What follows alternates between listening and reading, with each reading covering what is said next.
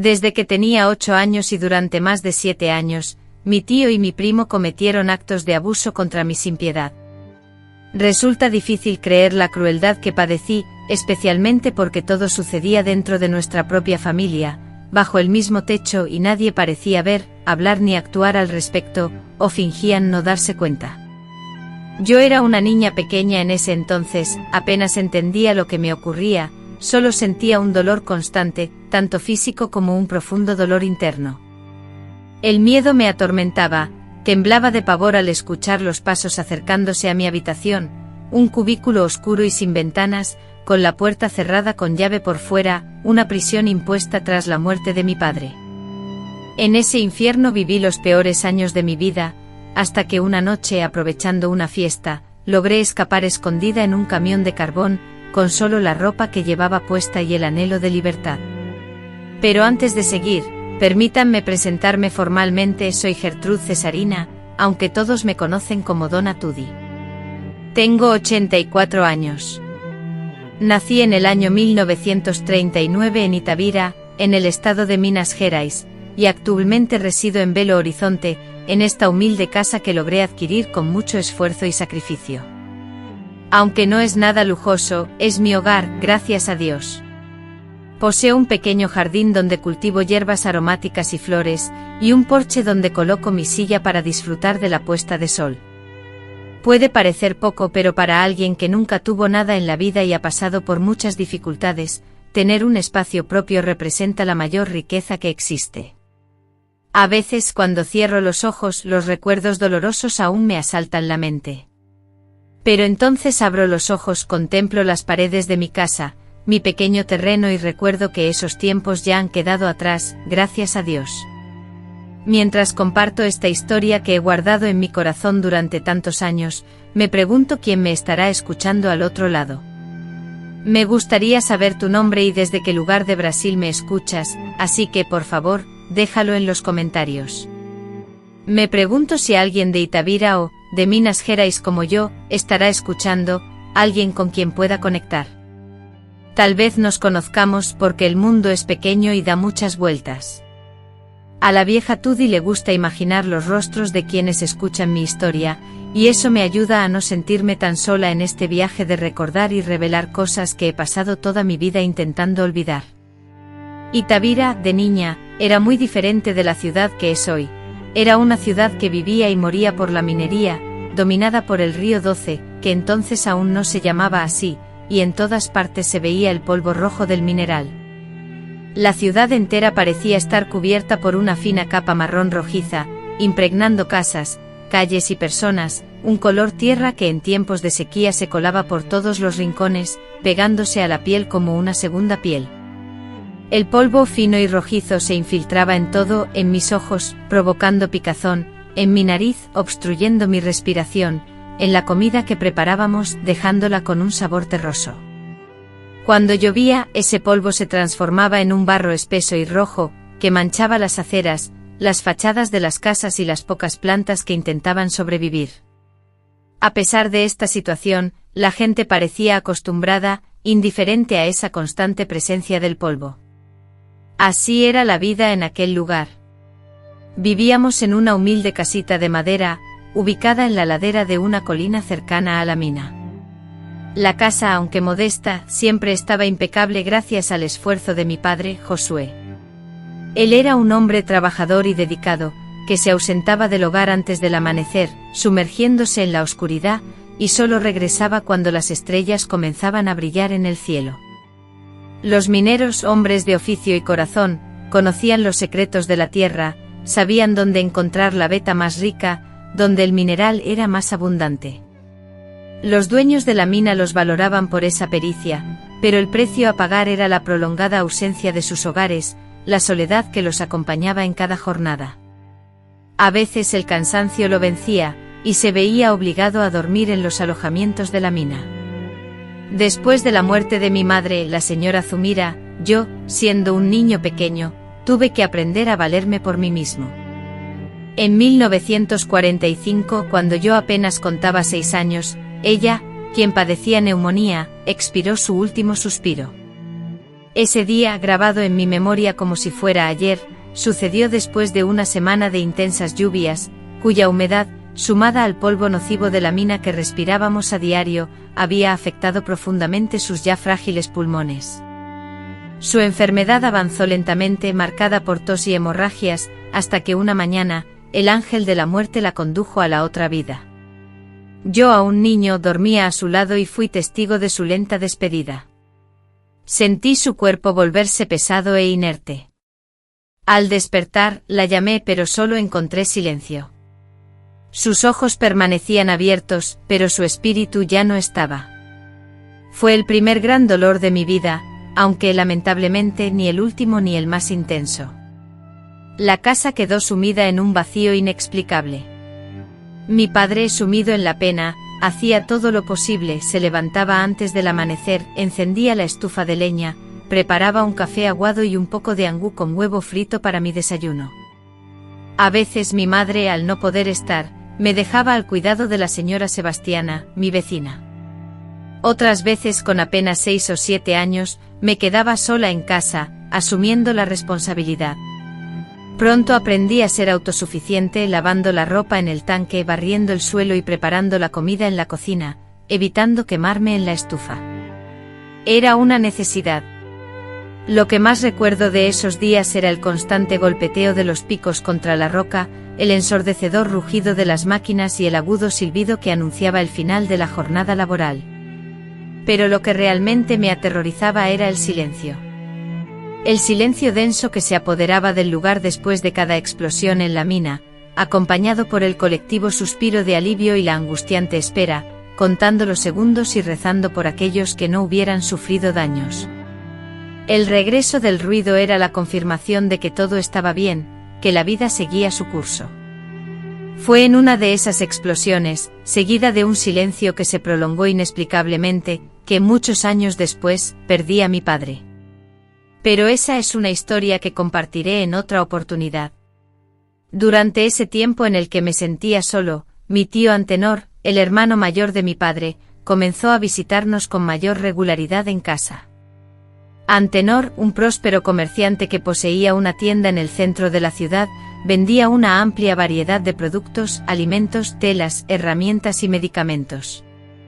Era un hombre respetado en la comunidad, participaba activamente en la iglesia y mantenía una estrecha amistad con el alcalde. Siempre vestía impecable, con un traje bien cuidado y un sombrero limpio. Cada vez que venía, me traía un pequeño obsequio, una colorida tela, un dulce de guayaba o una cinta para el pelo. Al principio sus visitas me alegraban, porque sentía que me brindaba la atención y el cariño que tanto necesitaba. No te preocupes, Josué. Me atormenta el recuerdo de haber entregado a mi hija al mismísimo demonio. En aquel entonces esos temas eran tabú, no se discutían abiertamente. Si alguien se atrevía a hablar de ellos, la gente guardaba silencio. Un silencio opresivo ahogaba la verdad, ocultándola bajo un manto de miedo, vergüenza y temor al que dirán. Mi tío con frecuencia me incluía en sus salidas, trayendo consigo a mi primo Dirceu, su único hijo, quien en ese momento contaba con 18 años. Él estudiaba en la escuela dirigida por el sacerdote y además colaboraba con su padre en el negocio familiar, un almacén, cuando no estaba en clase. Las expectativas sobre el futuro de Dirceu eran altas, todos pronosticaban un destino brillante, uno que lo alejaría de aquel pueblo minero. Soñaban con verlo convertido en médico, en abogado o incluso en un político influyente. Su apariencia pulcra, siempre con pantalones impecables, cabello perfectamente peinado y una actitud de muchacho educado, era engañosa. Las muchachas suspiraban al verlo, ignorando la corrupción que se ocultaba tras su sonrisa cautivadora. Desde el comienzo Dirceu me causó una sensación extraña. Contrario a su padre, él mostraba un interés inusual en mí, prestándome atención y observándome a distancia con una mirada particular. Un escalofrío me recorría el cuerpo cada vez que nuestros ojos se encontraban, aunque desconocía la razón. Era una especie de presentimiento. Tal vez el cuerpo detecta el peligro, incluso antes de que la mente lo entienda. Hoy, retrospectivamente, creo que mi tío me observaba constantemente, aguardando la oportunidad perfecta para actuar, como si supiera que llegaría el momento de la astilla del mismo palo. Al cumplir 8 años percibí un cambio sutil pero inquietante en su mirada. Ya no era la mirada afectuosa de un tío hacia su sobrina, sino algo distinto, algo que me avergonzaba y me impulsaba a esconderme. Comenzó a abrazarme de manera más prolongada e íntima, a acariciarme el cabello durante largos ratos y a llamarme con apodos como princesita o muñequita. Estas muestras de afecto, que me incomodaban profundamente, resultaban inexplicables para mí. ¿Cómo podía una niña de 8 años entender lo que estaba sucediendo? Mientras tanto, mi padre, exhausto por el trabajo, se limitaba a comer lo poco que había y se desplomaba en la cama, vencido por el cansancio. Los fines de semana, bebía con sus amigos y jugaba al dominó en la plaza, intentando olvidar la dura realidad por unas horas. No notaba las insinuaciones de mi tío hacia mí, ni el comportamiento cada vez más invasivo de mi primo cuando nos visitaba. Si mi padre se hubiera dado cuenta de lo que ocurría, seguramente habría reaccionado de alguna manera. Aunque anhelo creer que sí, que mi padre me habría protegido, la oportunidad de saberlo se ha desvanecido con el tiempo. La vida me ha revelado que las apariencias engañan, que la fachada externa puede ocultar una oscuridad monstruosa. Y lo más terrible es que esos monstruos a menudo viven entre nosotros, comparten nuestro hogar, se sientan a nuestra mesa, comen de nuestros mismos platos. Son padres, tíos, primos, padrastros, aquellos que deberían ser pilares de protección, pero que en ocasiones se convierten en la fuente de nuestro mayor sufrimiento. Esta lección dura e imborrable la aprendí a una edad temprana, y de la manera más dolorosa imaginable. Aún conservo vívido el recuerdo de los olores que impregnaban mi niñez, el aroma del café recién tostado del almacén de mi tío, mezclado con el olor fuerte y persistente del tabaco que fumaba, el olor fresco y penetrante de la tierra mojada después de la lluvia, el olor del jabón gris que usaban para lavar la ropa, que sentía al volver del colegio, pisando los charcos en la calle. Pero sobre todo el recuerdo más intenso es el olor del miedo. Si el miedo, ese sentimiento terrible, tiene un olor propio, un aroma agrio y persistente que se adhería a mi piel, impregnaba mi ropa y me acompañaba a todas partes. Desde mi infancia y hasta bien entrada mi edad adulta, me despertaba en medio de la noche, atormentada por un olor que inundaba mis sentidos y palpitaba con fuerza en mi pecho, como si mi corazón intentara escapar por mi boca. Ahora, dudando, me pregunto si debo compartir lo que ocurrió después, si tú, que me escuchas ahora, puedes realmente oírme. Me cuestiono incluso si yo misma seré capaz de hablar, pero una fuerza interna me impulsa, después de tanto tiempo guardando este dolor, a liberarlo. No para borrarlo porque sé que hay heridas que nos acompañan de por vida, sino, quién sabe, quizás para ayudar a alguien que esté sufriendo lo mismo, para demostrar que es posible sobrevivir, reconstruir la vida, incluso después de haber vivido lo peor. Lo que te voy a contar ahora, hija mía, es algo que ni siquiera he confesado al cura en toda mi vida. Lo encerré en lo más profundo de mi alma, lo sellé con llave y luego arrojé la llave. Sin embargo, ahora a mis 84 años, y sintiendo la proximidad del final, creo que ha llegado el momento de abrir ese cofre de recuerdos, de revelar esta historia, no con el propósito de vengarme. La venganza tal como la orquesté se consumó hace mucho tiempo. Mi objetivo es liberar el alma de aquella niña aterrorizada que fui, permitiéndole encontrar la paz definitiva. Pero por favor, deténganse un instante antes de apresurarnos al desenlace. Es imprescindible que les narre esta historia desde el origen de mi dolor. Necesitan comprender cómo mi vida se fragmentó para entender cómo esos dos individuos lograron mantenerme cautiva en ese infierno durante tanto tiempo. Todo comenzó un domingo, lo recuerdo vívidamente como si fuera hoy. Un domingo después de la misa, justo después de haber cumplido 8 años. Ese día, vestía un vestido de encaje azul que mi padre me había regalado en la feria de la iglesia, mi vestido favorito. El sermón del cura versó sobre los 10 mandamientos, sobre honrar a padre y madre, sobre obedecer a los mayores, palabras que más tarde se convertirían en mi mayor tormento. Después de salir de misa, Me fui a jugar a la plaza con los demás niños, mientras los adultos se quedaban conversando a la entrada de la iglesia. Mi padre no estaba presente, ya que había trabajado un turno extra en la mina debido a la escasez de dinero, que era mayor de lo normal. Fue entonces cuando mi tío Antenor apareció con su característica sonrisa amplia, y me llamó, diciéndome: «Ven aquí, mi niña. Vamos al almacén a comprarte unos caramelos. Tu padre me pidió que te llevara a comer con nosotros hoy». El almacén de mi tío estaba a unas 3 cuadras de la iglesia. Aunque los domingos estaba cerrado al público, él tenía la llave. Yo, feliz y saltando, iba delante de él, pensando en los caramelos, que eran un lujo en nuestra casa. Al llegar, abrió el gran candado, me empujó adentro y cerró la puerta tras nosotros. Me pareció un poco raro, pero no dije nada. El almacén, ahora desolado, irradiaba una atmósfera espectral. Sus estanterías, otrora colmadas de productos, se alzaban vacías. El mostrador de madera oscura y pulida por incontables roces, exhibía un brillo reminiscente de su uso constante. En un rincón, la balanza de metal, silenciosa, recordaba otros tiempos. Pero por encima de todo perduraba el aroma inconfundible, el olor característico del almacén del tío Antenor, un recuerdo imborrable. Era una mezcla exquisita, el perfume del café recién tostado, la dulzura del azúcar moreno, el aroma penetrante del tabaco de liar, fusionados con la fina capa de polvo que lo cubría todo. Además, un sutil toque de canela y clavo emanaba de los frascos de especias.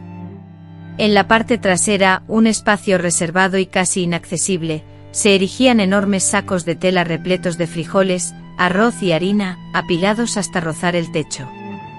Fue allí, en ese rincón apartado, donde me condujo. «Las balas están guardadas aquí atrás», me susurró. Yo, inocente y desprevenida, no vislumbraba la amenaza. El ruido metálico de la puerta trasera al cerrarse me provocó un escalofrío, pero la gravedad de la situación aún se me escapaba. La princesita había llamado. Él, tras apartar 2 sacos de tela del suelo, improvisó una especie de cama. La áspera textura de esos sacos, incluso ahora al rememorarlo, aún me estremece. Con lentitud, se despojó de la chaqueta, la dobló meticulosamente y la apartó.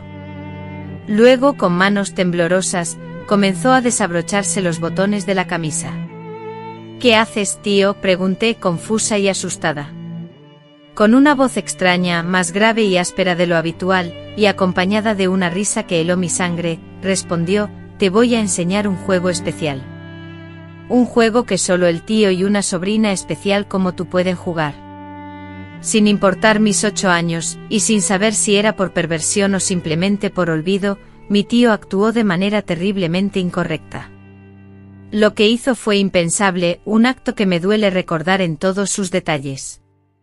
Me apretaba, me lastimaba sin importarle mi sufrimiento, utilizando palabras crueles y desconocidas mientras infligía un dolor que jamás olvidaré. Resulta doloroso describir ese instante en el que, de ser una niña inocente, me vi sumida en una pesadilla que se prolongaría por años. La forma en que me tocaba, las cosas que hacía, el dolor que sentía. No existen palabras para expresar el horror que viví. Lloré.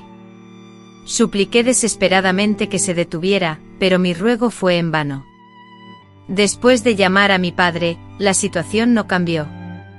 Cuando finalmente la pesadilla llegó a su fin, cuando por fin se detuvo, mi cuerpo temblaba incontrolablemente como una hoja al viento, encogida dentro de la bolsa de tela que me cubría, sintiendo una sensación cálida y húmeda, mezclada con sangre, en mis partes íntimas. Fue entonces, en ese instante de vulnerabilidad y horror, cuando comenzó a manipularme, a urdir mentiras elaboradas para silenciarme y mantener el secreto durante mucho tiempo. «Esto es algo nuestro, un secreto», me dijo mientras se vestía, ajustándose la corbata con una frialdad escalofriante, como si nada hubiera ocurrido. «Un secreto especial, solo entre nosotros 2. Si se lo cuentas a alguien, tu padre se enfadará mucho contigo. Dirá que eres una niña deshonrosa que provocó a su tío y te enviará a un internado para chicas problemáticas, lejos de aquí.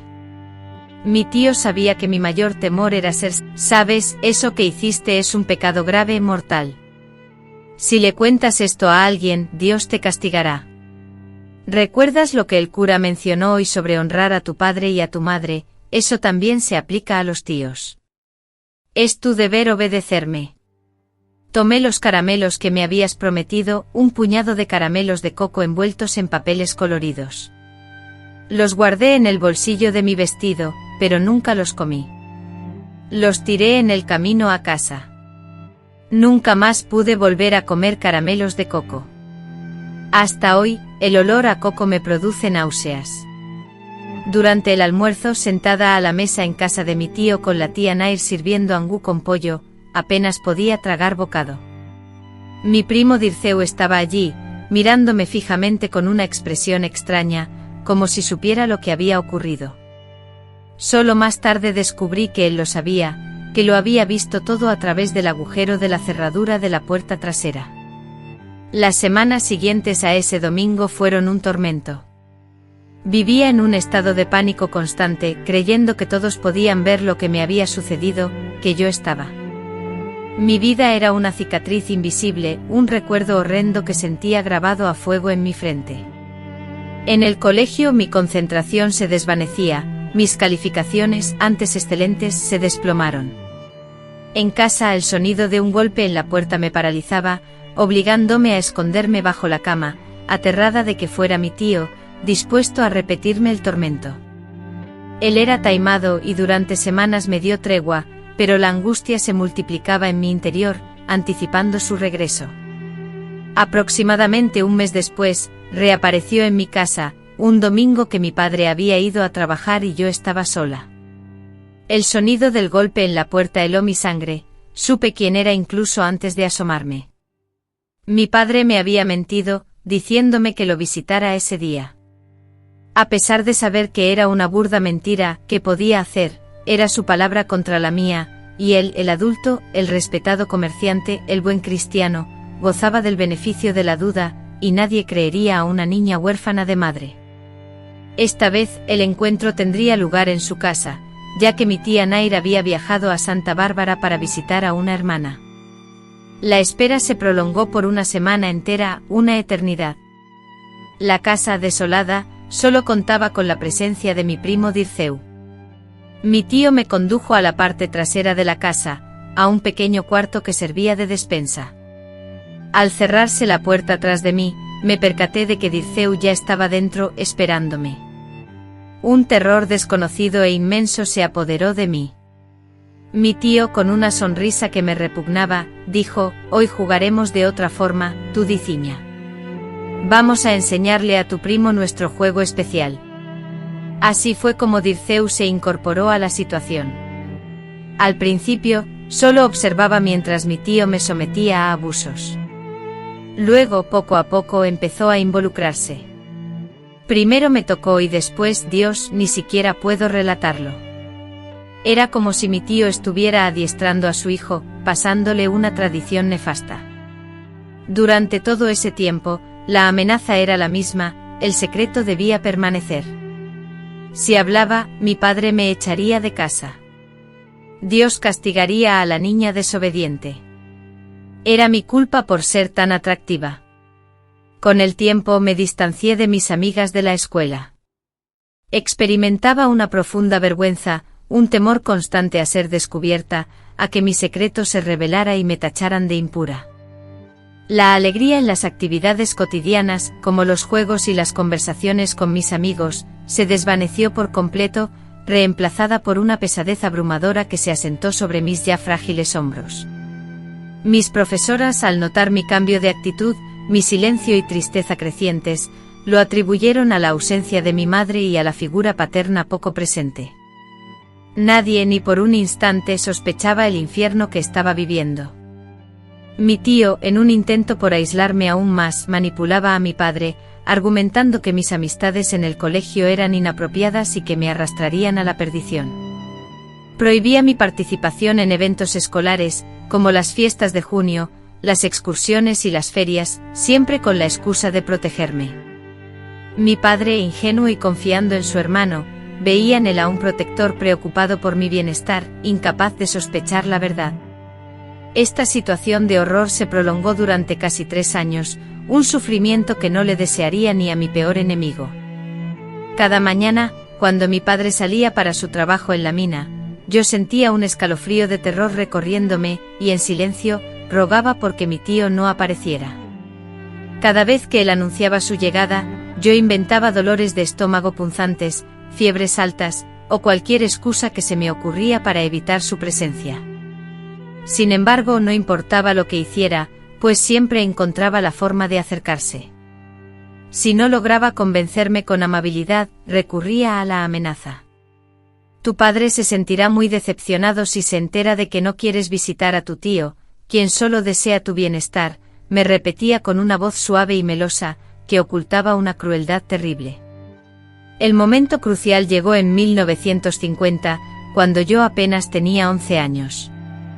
Era un día aparentemente normal, y mi padre se encontraba trabajando en la mina. De pronto una noche se escuchó una explosión ensordecedora e inusual. Después un silencio sepulcral e interminable se apoderó del ambiente, seguido por el aullido penetrante de las sirenas de emergencia. Todos sabían que ese sonido predecía un accidente en la mina. Descalza, corrí junto a otras mujeres y niños hacia el lugar de la tragedia. Allí fui testigo de cómo sacaban a los hombres, algunos heridos, otros cubiertos por lonas. El dolor que sentí solo al recordarlo aún hoy me atormenta. Mi padre, junto con otros trabajadores, se encontraba en la zona de trabajo cuando ocurrió la explosión, descrita como un error de cálculo. La onda expansiva hizo colapsar una pared, que se derrumbó sobre él y 2 compañeros más, resultando en una muerte instantánea, según los informes, una frase vacía que no ofrecía consuelo. El funeral tuvo lugar 2 días después, con la empresa cubriendo los gastos del ataúd, y el cura local oficiando la ceremonia. Asistieron muchos vecinos a dar el pésame. Mi tío Antenor, fingiendo empatía, me abrazó y prometió a todos que se haría cargo de mí, ya que mi hermano también había fallecido. Yo, en estado de shock, era incapaz de procesar la situación. La verdad comenzó a manifestarse una semana después, cuando fui citada ante el juez. Sentado tras una enorme mesa en el juzgado, un hombre robusto con un prominente bigote me informó: tu tutor será tu tío Antenor. Continuó explicando que era mi único familiar cercano, y que se había ofrecido voluntariamente a cuidarme. El juez lo describió como un hombre de bien, un comerciante exitoso y respetado en la comunidad, y aseguró que me trataría bien, si él supiera la verdad, si alguien la supiera. Sin que nadie supiera o quisiera saber la verdad, con un simple movimiento de la pluma, mi futuro quedó sellado. Me obligaron a abandonar mi hogar, desprendiéndome de los escasos recuerdos que conservaba de mi padre y mi madre. Solo pude llevar conmigo unas pocas prendas, una fotografía amarillenta de ambos y la muñeca de trapo que mi madre me había regalado antes de fallecer. El resto de mis pertenencias fueron vendidas o desechadas, y la casa, propiedad de la empresa, fue asignada a otra familia. Sentí como si me hubieran arrancado las raíces, borrando cualquier rastro de la vida que conocía. El traslado a la casa de mi tío marcó el inicio de mi verdadera pesadilla. En mi antiguo hogar existían momentos de seguridad, especialmente cuando mi padre estaba presente o cuando mi tío, por alguna razón, no podía acercarse sin levantar sospechas. Ahora vivía bajo el mismo techo que ellos, día y noche sin escapatoria posible. No había nadie que pudiera defenderme, ni siquiera de manera indirecta. Me ubicaron en un cuartito pequeño, situado en la parte trasera de la casa, un lugar que antes servía como espacio de juegos para niños y que carecía de ventanas, con una única puerta que se aseguraba con llave desde el exterior. En el suelo pusieron un colchón delgado, y junto a él, una cómoda antigua para guardar mi poca ropa y una palangana para asearme. Era como estar en una prisión. Es temporal, me dijo mi tía Nair, con una expresión de vergüenza en el rostro, hasta que encontremos una habitación mejor para ti. Sin embargo, esa habitación mejor nunca apareció. Mi tía Nair, que podría haber sido una aliada, se mantenía siempre ocupada con las tareas domésticas o visitando a parientes en otras ciudades, por lo que no se percataba de... Dios mío, ¿cómo puedo siquiera intentar relatar el horror de aquellas noches? Honestamente, todavía siento escalofríos al solo recordarlas. Lo que ellos llamaban juegos eran para mí un tormento real, algo que ninguna niña debería haber sufrido jamás. Ninguna palabra en el mundo puede siquiera acercarse a la profundidad de la herida que me causaron. Solo aquellos que han vivido algo similar pueden entender el alcance de ese sufrimiento. Fue el principio de un infierno personal, sin padre que me protegiera, sin un hogar al que pertenecer, sin nadie que me defendiera. Estaba atrapada en una casa que era, en realidad, una prisión, con dos monstruos que se presentaban como ángeles protectores ante los ojos de la comunidad. En aquel entonces no existían comisarías especializadas para mujeres, ni organismos de protección infantil, ni espacios donde se pudiera hablar abiertamente de lo sucedido. ¿De qué servía mi palabra? Era la palabra de una niña huérfana contra la reputación de una familia respetada. Además estaba el silencio cómplice de un pueblo pequeño, donde esas cosas se ocultaban bajo la alfombra. Y por encima de todo, el miedo, un miedo omnipresente, una prisión invisible pero más poderosa que cualquier celda. Durante las horas de clase en la escuela, el edificio se convirtió en mi único santuario, las únicas en las que escapaba de la vigilancia constante. Sin embargo, incluso ese breve respiro se fue desvaneciendo. Mis calificaciones sufrieron un descenso drástico, incapaz de concentrarme en las lecciones. Mis ojos vagaban sin rumbo por el aula. Mis compañeras de clase, extrañadas por mi comportamiento, se distanciaron de mí. Los profesores, compadeciéndome por la pérdida de mis padres, me veían como una figura digna de lástima, pero no de una atención real. Nadie notó los moretones que escondía bajo las mangas largas, ni siquiera en los días más calurosos. Nadie se percató de mis ojeras, mi progresivo adelgazamiento, o la constante expresión de miedo en mis ojos. Al salir de la escuela, me obligaban a trabajar en el almacén familiar, detrás del mostrador, atendiendo a los clientes, empaquetando mercancías y barriendo el suelo. Mi tío, ante las preguntas de los clientes, les explicaba: le estoy enseñando a valerse por sí misma. Y la gente, conmovida, elogiaba su dedicación al cuidado de su sobrina huérfana. Pero si tan solo hubieran conocido lo que ocurría tras el cierre de la tienda, si hubieran sabido el costo que pagaba por tener un techo sobre mi cabeza. Regresaba a casa exhausta después de la jornada laboral, y la tía Nair, en un silencio sepulcral, servía la cena. Nunca levantaba la vista, siempre con la mirada clavada en el plato. Hoy pienso que tal vez ella intuía o sospechaba algo, aunque en aquellos tiempos las mujeres no se atrevían a cuestionar a sus maridos, a inmiscuirse en los asuntos masculinos. Se limitaban a agachar la cabeza y a fingir no ver lo que sucedía bajo su propio techo. Después de cenar, me refugiaba en mi habitación y rezaba fervientemente para que me dejaran tranquila esa noche, pero la tranquilidad era un lujo escaso.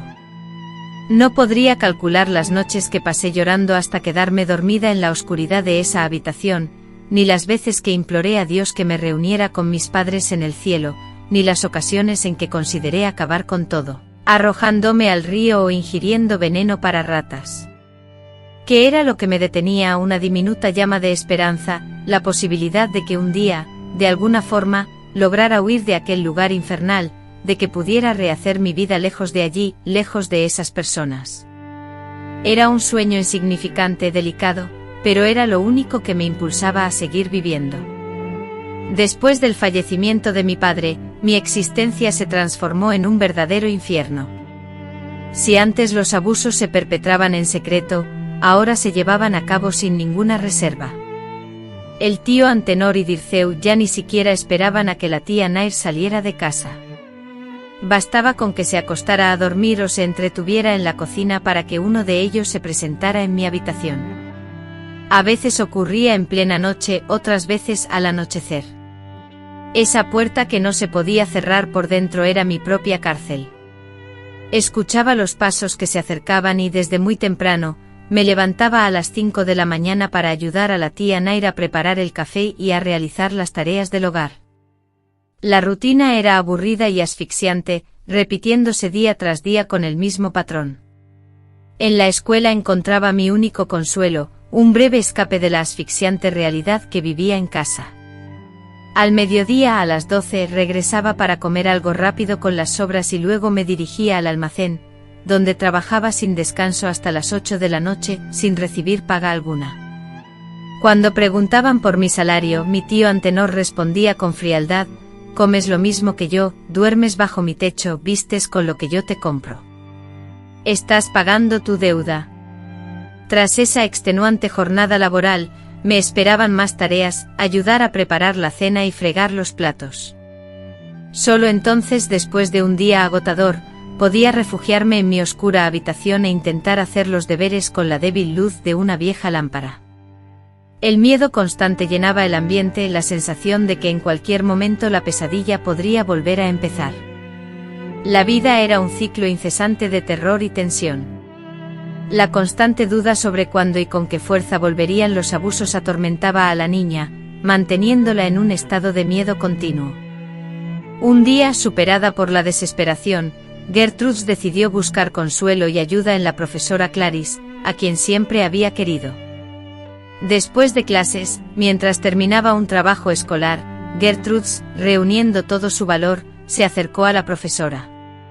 «Señora Clarice», dijo con la voz temblorosa, «necesito contarle algo muy grave». La profesora, interrumpiendo lo que estaba haciendo y observando a su alumna por encima de sus gafas, le preguntó: «¿Qué ocurre, Gertrude?». Tras tragar saliva y tomar una gran bocanada de aire, la niña confesó: «Mi tío y mi primo me hacen cosas». La reacción de la profesora, sin embargo, fue más dolorosa que cualquier cosa que Gertrude hubiera podido anticipar. Primero la incredulidad se apoderó de sus ojos, que se abrieron de par en par, y luego una rotunda negación, mientras negaba con la cabeza. «¿Qué tonterías estás diciendo, niña? Tu tío Antenor es uno de los hombres más respetados de esta ciudad». Ante la belleza y el buen comportamiento de Dirceu, Gertrude sintió una profunda tristeza que la llevó a las lágrimas. Aunque intentó explicar la situación y ofrecer detalles, la profesora se negó a escucharla, tapándose los oídos y deteniendo la conversación. «Basta, no quiero oír más mentiras. Inventas cosas así sobre tu propia familia, debe ser tu imaginación, o peor aún, buscas atención». «Hablaré con tu tío sobre esto», le dijo la profesora. Destrozada, Gertrude abandonó el aula, sintiéndose más sola que nunca. 2 días después, su tío la llamó al fondo del almacén y con una sonrisa gélida, le preguntó: «¿Así que estás inventando historias?». Gertrude comprendió que la profesora había contado todo. La frase «ten cuidado que andas con la cabeza llena de tonterías» retumbaba en su mente. El castigo subsiguiente fue brutal, dejándola postrada en cama durante una semana. Gertrude aprendió una amarga lección: nadie la creería, nadie la ayudaría. En aquella casa, para la joven Gertrude, una de las experiencias más degradantes era la necesidad impuesta de preparar su alcoba para los actos abusivos del tío Antenor. Este hombre establecía un perverso ritual: arregla bien tu cama, mocosa. Pon sábanas limpias. Quiero que todo huela bien cuando pase por allí. La pequeña tenía la responsabilidad de lavar, planchar y preparar la ropa de cama. En ocasiones el tío le proporcionaba colonia barata, obligándola a rociarse con ella: ponte esto en ti y en la almohada. Era una humillación constante, una forma de obligarla a participar activamente en su propio sufrimiento. Luego Gertrude se veía forzada a lavar las sábanas, manchadas con sangre y otras secreciones corporales, frotándolas con vehemencia en el tanque, utilizando jabón de ceniza que le irritaba las manos ya lastimadas. Después debía escurrirlas y tenderlas en el patio trasero, ocultas a la vista de los demás. La tía Nair, aunque consciente de lo que ocurría, simulaba ignorancia, como si fuera ajena a la situación. Una vez, solo una vez, le confió en voz baja, cruzando el patio: «Ánimo, niña, algún día esto terminará, Fue la única muestra de apoyo que recibí durante años. A los 12 mi cuerpo cambió con la primera menstruación, un terror desconocido para mí. Aterrorizada, creí que era consecuencia de los abusos sufridos, pero Teresa, la empleada que venía, conmovida por mi desesperación, Teresa empezó a darme secretamente té de ruda. Tómalo todos los días, niña, me decía, esto te evitará quedar embarazada. El té era amargo, me producía fuertes dolores de cabeza y a veces náuseas, pero yo lo bebía con la firme determinación de no gestar a esos engendros.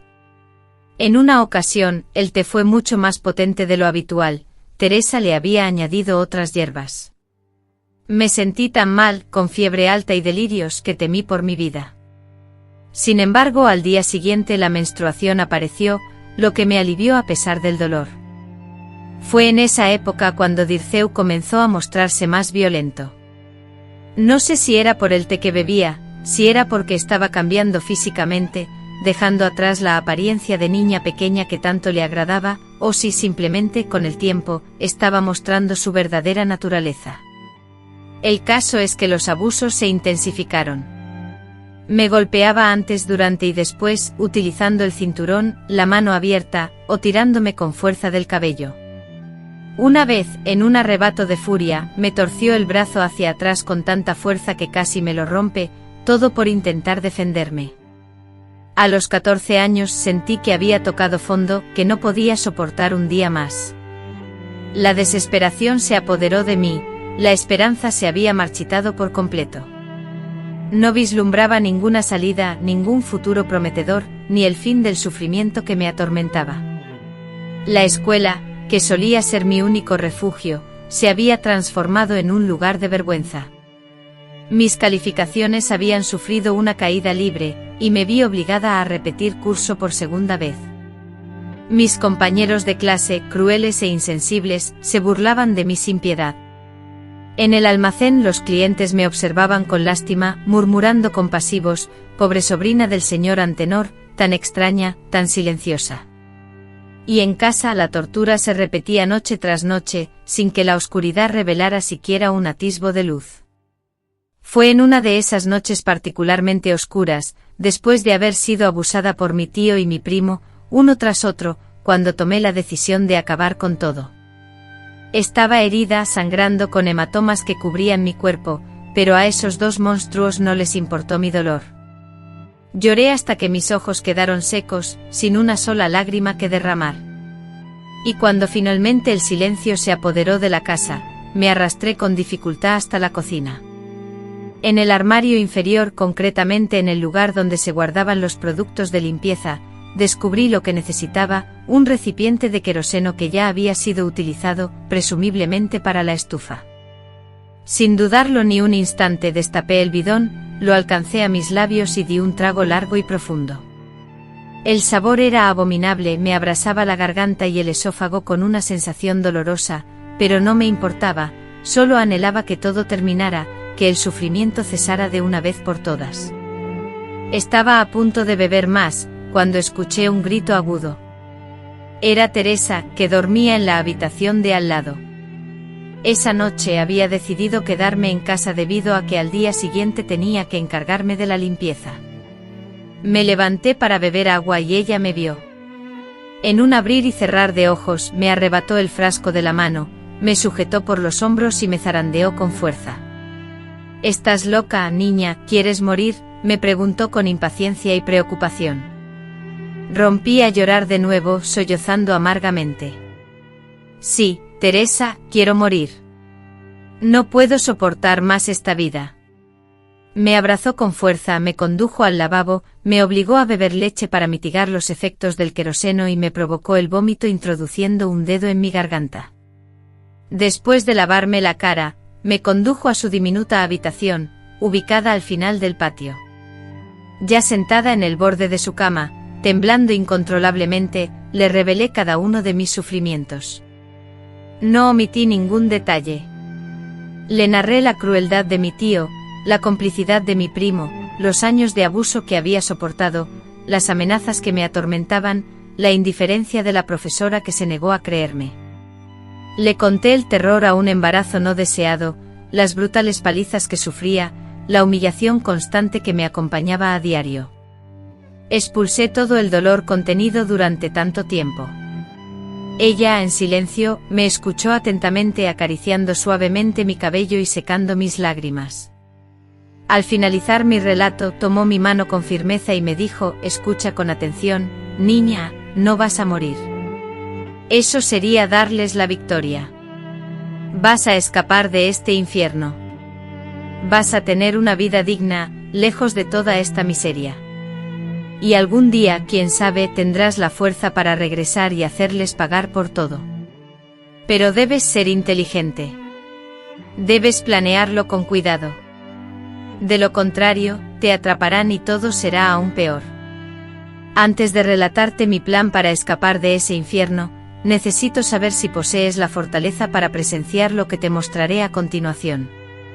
El vídeo que te presentaré es impactante y asombroso, pero también doloroso, y sinceramente, dudo que puedas soportarlo hasta el final. Solo aquellos con un estómago fuerte podrán hacerlo. Estaré atenta para ver quiénes son lo suficientemente valientes como para seguir escuchando esta historia y, a pesar de su crudeza, llegar a disfrutarla. Deseo saberlo. Después de aquella noche con Teresa, una diminuta llama de esperanza se encendió en mi interior. A pesar de haber ingerido queroseno, no morí. Bebí poco y la leche, junto con el vómito, ayudaron a mi cuerpo a expulsar la sustancia. Sin embargo, la idea de la fuga, que antes me parecía inalcanzable, ahora rondaba persistentemente mi mente. El gran dilema era dónde ir, cómo sobrevivir sola en el mundo exterior. Una niña de 14 años, sin recursos económicos, sin estudios concluidos, sin nadie que la respaldara. Fue en ese momento cuando ella apareció en el almacén. Doña Cilda, una mujer de aproximadamente 60 años, con el cabello blanco como la nieve peinado en un moño apretado que le daba un aire a la vez serio y amable, se había establecido hacía poco en Itabira. Provenía de Sao Paulo, donde había dedicado toda su vida a la enfermería. Era viuda y había decidido mudarse a una modesta casa situada cerca de la iglesia para estar cerca de su hermana. Desde la primera vez que entró en la tienda, su mirada hacia mí fue distinta, no expresaba compasión, como la de los demás, sino genuina atención. Un día abrasador de enero, yo llevaba manga larga, a pesar del calor sofocante, para disimular los moretones que cubrían mis brazos. Estaba atendiendo a la señora Cilda, midiendo azúcar en la balanza, cuando la manga se deslizó ligeramente, dejando a la vista las marcas violáceas y rojizas. Doña Cilda no comentó nada en ese momento, pero al día siguiente, cuando la tienda estaba menos concurrida, regresó. «Muchacha», me llamó suavemente inclinándose sobre el mostrador, «necesito ayuda para llevar algunas compras a mi casa». «¿Tu tío te permitiría salir un rato para ayudarme?», preguntó. Después de que mi tío Antenor, a regañadientes, me diera permiso para ausentarme, me instó a regresar pronto, ya que había clientes esperando. Durante el trayecto a casa, la señora Cilda, en ningún momento, aludió a los moretones que cubrían mi cuerpo. En cambio, charló sobre el clima, la ciudad y las diferencias entre Itabira y Sao Paulo. No fue hasta que llegamos a su casa, tras guardar las compras, que finalmente se preocupó por mi bienestar. Ya sentada a la mesa del comedor, la cuidadora, con la suavidad que caracterizaba sus manos, subió la manga de mi blusa, revelando las marcas. «¿Quién te ha hecho esto, niña?», me preguntó con una voz tranquila pero penetrante. Intenté desviar la conversación, inventando cualquier historia sobre un accidente, pero ella negó con la cabeza, implacable. «Llevo 18 años cuidando a personas heridas», explicó. «Reconozco las marcas de puñetazos, bofetadas, cinturones. Esto no es un accidente». Su mirada exigía una respuesta, y yo, inundada en lágrimas, le confesé, aunque de manera parcial, los problemas que atormentaban mi vida. Con frecuencia, tanto mi tío como mi primo me agredían físicamente sin razón aparente, pero la verdadera magnitud de lo que sufría permanecía en secreto, pues me faltaba el coraje para revelarlo. Un día, Donailda me ofreció un frasco de pomada y me indicó que la aplicara en las heridas, te ayudará a sanar más rápido y a calmar el dolor, me aseguró. Antes de que me marchara, me tomó de la mano y mirándome fijamente me dijo: vuelve cuando quieras. Tengo libros que te gustarán y podemos conversar sobre cualquier tema. Así fue como inició mi... Con el tiempo mi coraje se fortaleció y me atreví a confesarle a Donna los abusos que padecía. No revelé todos los detalles, pero sí lo suficiente para que entendiera la magnitud de mi sufrimiento. Le hablé también de mi intento de quitarme la vida, de la profunda angustia y la desesperación que sentía al estar atrapada en una situación sin salida. Ella me escuchó con empatía, sin emitir juicios ni mostrar horror o asco, algo que era crucial para mí en ese momento. Un día, hizo una propuesta que transformaría mi vida para siempre. Gertrudes, me dijo mirándome directamente a los ojos, no puedes seguir viviendo en esta casa. Acabarás muriendo a manos de ellos o por tu propia voluntad. Necesitas escapar. Me quedé petrificada, sin saber cómo reaccionar ni a dónde ir. No tenía a nadie, ni un lugar al que pudiera ir. Donna respiró hondo y continuó: tengo una amiga en Belo Horizonte que dirige un hogar para jóvenes como tú. Si logras llegar allí, te acogerá hasta que encuentres un trabajo y puedas comenzar una nueva vida. Esa propuesta representaba una luz al final del túnel, una senda de esperanza, aunque el trayecto pareciera largo y lleno de incertidumbre. Para llegar a Belo Horizonte sin dinero y sin el consentimiento de mi tío, doña Cilda, con un trazo firme y decidido, escribió una dirección en un trozo de papel: la casa de mi amiga Matilde. Me indicó que la guardara bien, la memorizara y luego destruyera el papel. En cuanto a la financiación del viaje y la forma de escapar, eso dependía de mí. Ella me ofrecería su apoyo en lo posible, pero ciertas decisiones solo podía tomarlas yo. Así fue como inicié los preparativos para mi fuga. Primero el dinero, comencé a sustraer pequeñas cantidades de monedas de la caja del almacén, guardándolas discretamente en el colchón, bajo un cuchillo viejo. Me tomó meses reunir el dinero suficiente para el pasaje de tren y algo más para imprevistos. Después los documentos. En aquellos tiempos, los trámites eran menos complejos. El único documento que poseía era mi certificado de nacimiento, que mi tío guardaba en un cajón. Aprovechando un momento de soledad en la casa, entré sigilosamente y lo robé. Junto con el dinero, escondí el certificado en el colchón. Empecé a preparar una pequeña maleta con lo imprescindible: una muda de ropa, una falda, una blusa y un abrigo, todo cuidadosamente escondido en una bolsa. En una habitación debajo de la cama, guardaba con esmero objetos seleccionados por su utilidad y resistencia. Decidí que la huida debía ocurrir en el momento preciso, cuando mi ausencia por varias horas no levantara sospechas. La oportunidad perfecta se presentó durante las festividades de San Sebastián, el patrón de la ciudad, con sus ferias, procesiones y puestos en la plaza. En enero todos los vecinos, incluyendo mi tío, mi tía y mi primo, solían participar en los eventos. La noche de la fiesta, la fugitiva se preparó concienzudamente, se puso su mejor vestido azul descolorido, se peinó y se pintó los labios con un labial claro. No obstante, ignoró la mirada desconfiada de su tío. Después de la fiesta, se anunció una pequeña reunión familiar, lo que provocó una sonrisa forzada en su rostro. En la bulliciosa plaza frente a la iglesia, repleta de gente que disfrutaba de la comida, la música y los bailes, su tío y su primo se dedicaban a beber alcohol en exceso, mientras que su tía participaba activamente en la subasta. La fugitiva, aprovechando la distracción general, solicitó permiso para ir al baño, y usando esa excusa, se escabulló sigilosamente.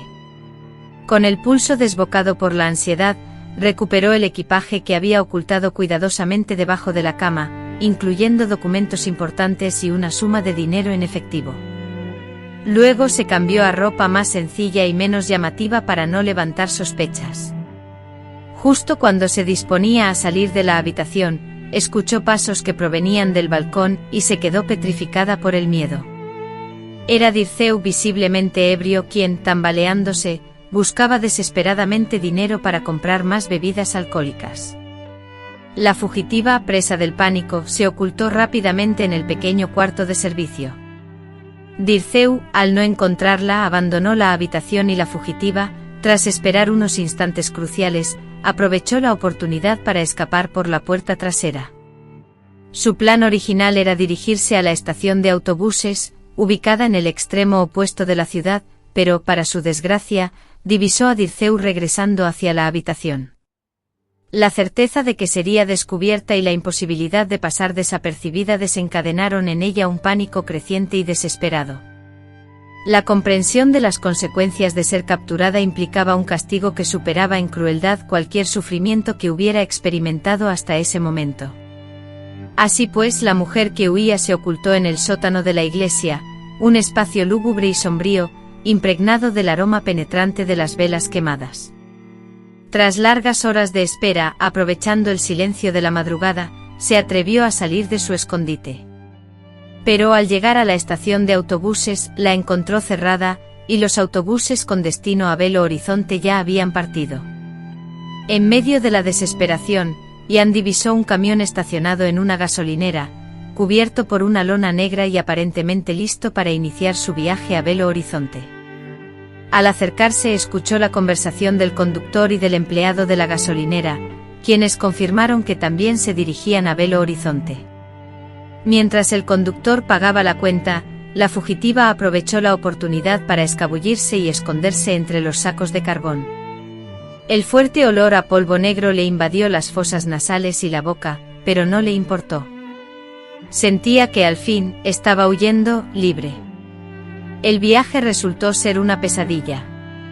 Cada sacudida brusca del camión al recorrer los caminos de tierra la arrojaba contra los pesados sacos de carbón. El polvo denso y persistente me irritaba, pero me lo quitaba con las manos, temiendo ser descubierta. El aire viciado bajo la lona, el calor asfixiante que persistía incluso al caer la noche, me llenaban de terror.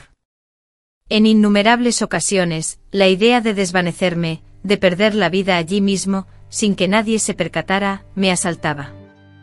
Sin embargo, me sujetaba con fuerza a la promesa de la libertad, a la esperanza de una existencia distinta, lejos de aquel sufrimiento infernal. Así, en medio de los vaivenes y las agonías del viaje, tragando polvo de carbón, transcurrió la noche entera mientras nos dirigíamos a Belo Horizonte. Hacia dónde me dirigía, no lo sabía con certeza. ¿Cómo lograría sobrevivir? Carecía de respuesta. Solo comprendía que por primera vez en mucho tiempo era libre. Libre de las garras del tío Antenor, de Dirceu, de aquella habitación sin ventanas, de aquellas manos repulsivas, de esa existencia de terror constante. El futuro era incierto, quizás incluso peligroso, pero cualquier eventualidad, por adversa que fuera, sería preferible a lo que había dejado atrás. Arribé a Belo Horizonte en una gélida madrugada de enero de 1955, justo después de cumplir 16 años.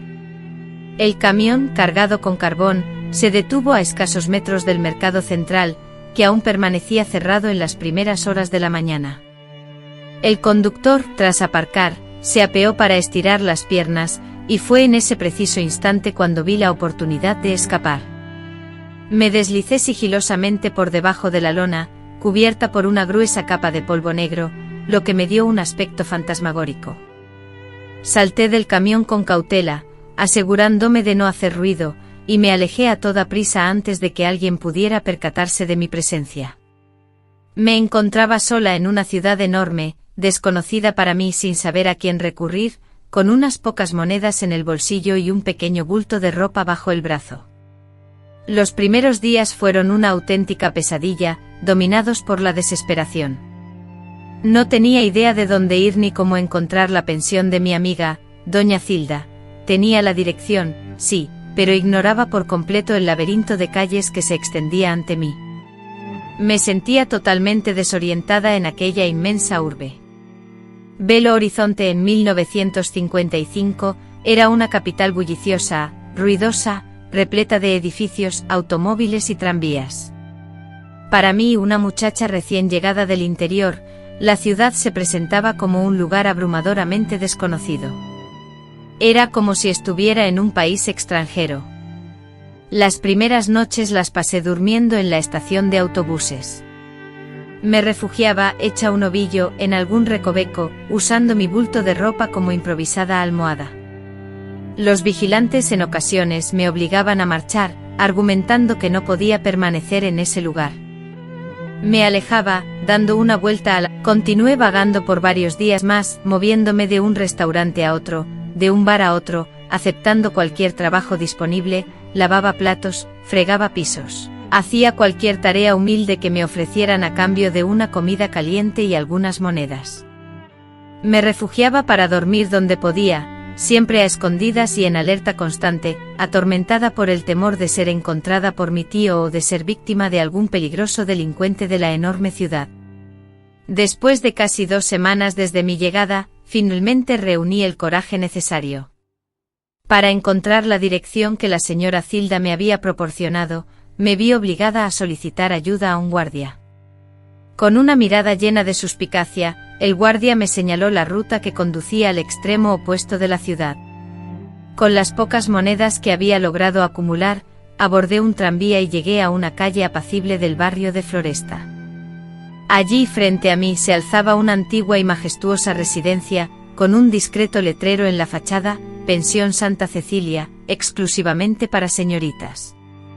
Mi corazón comenzó a latir con fuerza al acercarme a tocar el timbre. Una señora ataviada con un delantal blanco, abrió la puerta y me observó de pies a cabeza con una mirada severa. ¿Qué se le ofrece?, preguntó con voz firme. Pregunté por la señora Matilde. Doña Zilda de Itavira me había enviado. La mujer que me atendió frunció el entrecejo y me indicó que esperara afuera. Intentó cerrarme la puerta en la cara, pero logré evitarlo. Los minutos siguientes se sintieron interminables, hasta que finalmente la puerta se abrió de nuevo. Una señora robusta con el cabello blanco recogido en un moño, se presentó en el umbral. Era doña Matilde, la dueña de la pensión. Su mirada aguda me recorrió de arriba a abajo, seguida por un suspiro. Zilda me avisó que vendrías, dijo. Pero no esperaba encontrarte en este estado. Me invitó a pasar. El interior de la casa era espacioso, pulcro y ordenado, con un agradable aroma a cera y comida. En la sala, varias jóvenes, ataviadas con ropa fina y peinados impecables, leían o tejían, emanando una sensación de bienestar y prosperidad. Me sentí abrumada por la vergüenza, sintiéndome sucia de carbón, demacrada y hambrienta, con el cabello enredado y la ropa desgastada. Doña Matilde me guió hacia una humilde habitación en la parte de atrás de la casa. Era un espacio pequeño pero acogedor, amueblado con una cama, un armario, una pequeña mesa y una silla. Para alguien que antes dormía a la intemperie, aquello era un lujo impensable. «Puedes quedarte aquí por ahora», me dijo. «Hay un baño ahí. Date una ducha y lávate el pelo. Te buscaré ropa. Luego hablaremos». El agua caliente fue un bálsamo, una verdadera liberación. Froté mi piel con fuerza, anhelando no solo deshacerme de la suciedad, sino también de las cicatrices y los recuerdos de mis años de penurias. Tras el baño me sentí renovada. Doña Matilde me había conseguido un vestido sencillo, limpio y en buenas condiciones, así como un cepillo para el pelo y un par de medias. Al verme en el espejo casi no reconocí a la muchacha que me devolvía la mirada. Más tarde, mientras disfrutaba de una reconfortante sopa con pan en la cocina, le relaté a doña Matilde brevemente mi historia. Después de relatar a doña Matilde el trato cruel y la explotación laboral que sufrí a manos de mi tío, donde me obligaba a trabajar como esclava y que me forzó a huir, evitando entrar en detalles más específicos, ella escuchó atentamente, asintiendo ocasionalmente. Al finalizar mi relato, respiró hondo y me dijo: «Gertrudes, lamento tu situación, pero no puedo ofrecerte alojamiento gratuito, ya que tengo un negocio que mantener y cuentas que pagar. Sin embargo, necesito ayuda aquí, la última empleada se casó la semana pasada. Si estás dispuesta a quedarte, podrías trabajar como empleada doméstica, y a cambio te proporcionaré alojamiento, comida y un pequeño salario. ¿Aceptas?». Inmediatamente acepté, considerándolo un gran alivio y una bendición encontrar refugio en su hogar. Aunque doña Matilde era exigente y, en ocasiones, firme, siempre fue justa. El trabajo, que incluía limpiar toda la casa, ayudar en la cocina, lavar y planchar la ropa, aunque duro, era familiar para mí, y lo más importante, allí no sufría abusos ni estaba expuesta a miradas repugnantes. Además, comía todos los días, dormía en una cama limpia y tenía ropa decente. Para mí, aquello era mucho más de lo que jamás había imaginado cuando escapé de Itabira. En la pensión convivían unas 15 muchachas, la mayoría estudiantes que venían del interior en busca de educación en la capital, hijas de familias adineradas. Otras eran trabajadoras, como profesoras recién tituladas, dependientas o secretarias. Al principio me observaban con desconfianza, quizás por mi origen humilde y por mi forma de hablar aún torpe, pero la calma y la bondad de doña Matilde contribuyeron a mi bienestar, haciéndome sentir parte del grupo de jóvenes de la pensión. Con las manos enrojecidas de tanto fregar el suelo, mis primeros días en la nueva ciudad estuvieron marcados por un ambiente de frialdad. No obstante, con el tiempo, algunas comenzaron a mostrarse más amables conmigo. Una de ellas en especial transformaría mi vida. Clara, una estudiante de magisterio, hija de un agricultor de Montes Claros, percibió mi interés por sus libros. Un día, mientras intentaba leer un libro de manera torpe, deletreando cada palabra con dificultad, Clara me descubrió. Con una expresión de sorpresa y cierta vergüenza, bajó la cabeza y me preguntó: «Gertrude, ¿no sabes leer bien?». Le respondí: «Solo sé un poco». Llegué hasta 3er grado, pero tuve que dejar la escuela para trabajar. Entonces Clara, conmovida, decidió darme clases particulares después de la cena, una vez que terminaba mis quehaceres del día. Nos sentábamos juntas en la mesa de la cocina. Ella me enseñaba las letras, las sílabas, a leer en voz alta y a escribir en un cuaderno. Al principio la tarea era frustrante, me sentía torpe e incapaz. Pero Clara era paciente, admirablemente paciente. Ella decía que todos necesitamos un comienzo, y que lo más importante era no rendirse. En pocos meses, logré leer de forma fluida y satisfactoria. Me dediqué a devorar todo lo que caía en mis manos, periódicos viejos, revistas y los libros que me prestaban las otras mujeres de la pensión. La escritura, sin embargo, me costó mucho más. A pesar de tener una letra ilegible y cometer numerosos errores, continué practicando con tesón. Clara, aparte de enseñarme a leer y escribir, me introdujo a los fundamentos de las matemáticas, la historia y la geografía, lo que expandió mi entendimiento y me permitió comprender mejor el mundo. Después de casi 2 años de trabajo en la pensión, sentí el impulso de avanzar. A los 18 años, dejé atrás la inseguridad que me había caracterizado al llegar a la gran ciudad. Contaba con algunos ahorros, dominaba la lectura y la escritura y, con mayor confianza, anhelaba un trabajo de verdad. Clara, que se había convertido en mi amiga, me recomendó para un puesto en una tienda de telas en el centro de la ciudad, tal como solía decirles a mis compañeras de pensión. El dueño del negocio era amigo de su padre. Necesitaba una dependiente y Clara le habló de mis virtudes, resaltando mi honestidad y dedicación. Aunque dudaba de mis propias habilidades, llegué a la tienda con cierto abatimiento. ¿Quién querría contratar a una persona casi analfabeta y sin experiencia para vender telas finas a las señoras? Para mi asombro, el señor Roberto, el propietario de la tienda, me ofreció una oportunidad laboral. Me dijo: «Te contrataré por un mes a prueba para evaluar tu desempeño». Me explicó que el salario no sería elevado, pero sí justo. Además me instruyó sobre los distintos tipos de telas, sus precios y la forma correcta de atender a las clientas. Al salir de la tienda, sentí un gran alivio y gratitud, por fin había conseguido un trabajo real, como dependienta, con un contrato formal. En Tejidos Roberto, nombre del establecimiento, me esforcé al máximo para compensar mi falta de formación académica. Memoricé los nombres de cada tejido, sus colores y estampados.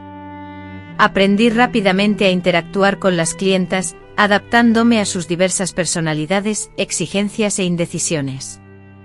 El señor Roberto observaba mi dedicación y me alentaba: «Tienes talento para esto, muchacha».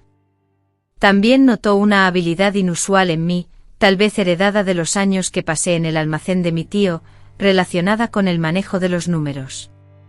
Tenía la capacidad de realizar cálculos mentales rápidos y precisos, sin cometer. La única excepción a mi aislamiento social era mi amiga, que una vez finalizados sus estudios, se dedicaba a enseñar en una escuela primaria. A veces la acompañaba a misa los domingos, o ella, en un gesto de cercanía, venía a tomar un café en mi humilde habitación. Sin embargo, incluso con ella, mantenía una distancia, una barrera invisible. Había temas que permanecían vedados en nuestras conversaciones.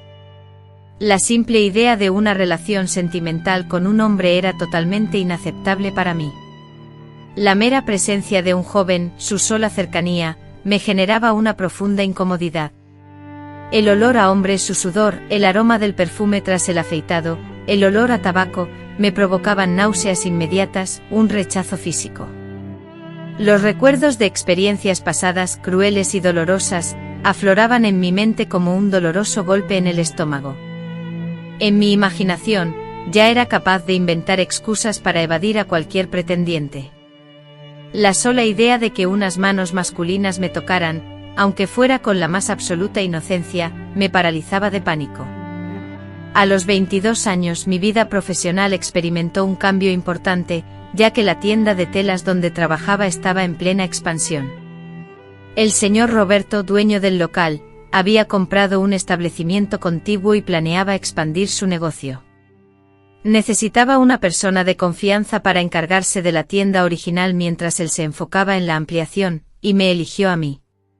Me dijo que conocía el negocio a la perfección, que sabía tratar con los clientes, negociar con los proveedores y manejar el dinero. Me ofreció el puesto de gerente. La noticia me tomó por sorpresa y me llenó de emoción. Yo, Gertrude Cesarina, que había llegado a Belo Horizonte sin nada, sin familia, habiendo sido antes lustrabotas y empleada doméstica, ahora era gerente de una tienda, con un salario más alto, autoridad y responsabilidades. Acepté el cargo, por supuesto, y me dediqué por completo a mis nuevas funciones. La tienda prosperó bajo mi dirección. El señor Roberto quedó tan contento con mi trabajo que me ofreció una pequeña participación en las ganancias. Aunque no era socia, recibía un porcentaje extra en los periodos de buenas ventas. Fue entonces cuando recibí una noticia que cambiaría el rumbo de mi vida. Después de visitar a sus padres en Montes Claros y de regreso, Clara hizo una parada en Itabira para explorar la ciudad. En una carta que me envió mencionó de pasada algo que captó por completo mi atención. Le pregunté por su tío, que trabajaba en el almacén, y me contó que sus negocios no prosperaban desde que su hijo se había ido a vivir a la capital. Sentí un escalofrío. Dirceu estaba en Belo Horizonte. En la misma ciudad que yo. Durante días, no pude concentrarme en nada más. Sabría que yo estaba allí, estaría buscándome. Empecé a mirar por encima del hombro a cada instante, aterrorizada ante cualquier hombre que remotamente se asemejara a él. Mi desempeño en la tienda se deterioró significativamente. Perdí el sueño y sufría pesadillas cada noche. El señor Roberto, al notar mi cambio de actitud, me citó para conversar. «¿Qué te ocurre, muchacha?», me preguntó. «Pareces un pajarito asustado». Por supuesto, no le revelé toda la verdad. Solo le expliqué que me había enterado de que un familiar, que me había causado mucho daño en el pasado, estaba en la ciudad y que temía encontrarlo. Roberto, con el ceño fruncido, me aseguró su apoyo incondicional. Me dijo que si alguien osaba molestarme, debía informarle de inmediato, ya que tenía contactos influyentes en la policía. Le expresé mi gratitud, aunque sabía que sus palabras no serían suficientes para resolver mi problema. Estaba a punto de denunciar formalmente a la policía los abusos que había sufrido 6 años atrás, pero la realidad era desalentadora, no tenía pruebas concretas ni testigos que respaldaran mi testimonio. ¿Quién podría creerme en semejante situación? Fue entonces, en medio de esta desesperación, cuando tomé una decisión que muchos consideraron insensata. Doña Silda, una mujer a la que yo quería mucho, había fallecido recientemente y, para mi sorpresa, me había legado un pequeño terreno en las afueras de Belo Horizonte. El abogado que se encargó de los trámites me explicó que ella, al no tener hijos propios, me consideraba como la hija que nunca tuvo. El terreno, aunque no tenía un valor económico significativo, representaba mucho más que todo lo que había poseído en mi vida, un pedazo de tierra, un lugar al que podría llamar mío. Sin embargo, en lugar de conservarlo, construir algo allí o convertirlo en un refugio personal, decidí venderlo. Utilicé el dinero obtenido para contratar a un detective privado. Mi objetivo era averiguar con precisión dónde se encontraba Dirceu y qué hacía en Belo Horizonte. Si el tío Antenor también estuvo presente, necesitaba estar preparada, conocer a mis adversarios antes de que ellos me encontraran. Tras vender mi único bien, un terreno, para financiar la investigación sobre mi tío y mi primo, fui acusada por muchos de ser obsesiva y vengativa, instándome a seguir adelante y olvidar. ¿Crees que hice bien al gastar todos mis recursos para descubrir el paradero de estos individuos, o debí haber dejado el pasado atrás? Deja tus comentarios sobre qué habrías hecho tú en mi lugar. El detective, un hombre discreto llamado Sebastián, dedicó semanas a la investigación, y cuando finalmente me entregó el informe, me sentí tan nerviosa que no me atreví a abrirlo. Dejé el sobre cerrado en el cajón durante días, incapaz de enfrentarme a su contenido, hasta que una noche, tras tomar unas copas de vino para armarme de valor, lo abrí y descubrí que Dirceu, mi primo, efectivamente se encontraba en Belo Horizonte, donde residía desde hacía aproximadamente un año, trabajando como contable en una pequeña empresa en el centro de la ciudad. En una pensión para hombres ubicada en La Guiña, un barrio que quedaba justo enfrente del mío, residía Dirceu. Aparentemente ignoraba por completo mi existencia, pues no había intentado buscarme. Según la información proporcionada por el detective, Dirceu llevaba una vida muy reservada y discreta, salía poco, no cultivaba muchas amistades y parecía estar ocultándose de algo.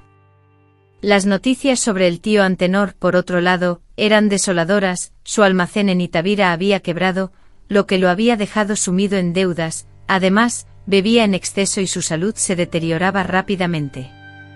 La tía Nair, por su parte, se había mudado a vivir con una hermana en Santa Bárbara, dejándolo completamente solo, amargado y enfermo. Al recibir esta información, una parte de mí sintió una satisfacción retorcida, una especie de venganza al saberlo sufriendo, impotente y abandonado. Ahora que sabía dónde estaba Dirceu, la pregunta crucial era qué hacer con esa información: confrontarlo directamente, denunciarlo ante las autoridades, o buscar venganza de alguna manera. Durante semanas, me debatí internamente, indecisa sobre qué camino seguir. Fue entonces cuando conocí a Jorge Santiago, el nuevo contador que don Roberto había contratado para la tienda ampliada. Un hombre de unos 30 años, de porte sereno y expresión seria, vestía siempre trajes impecables y llevaba gafas con montura fina. A diferencia de otros hombres que había conocido, él nunca dirigió miradas insinuantes hacia mí, no hacía comentarios sobre mi aspecto ni intentaba acercarse en exceso. Me trataba con respeto, como a una colega profesional.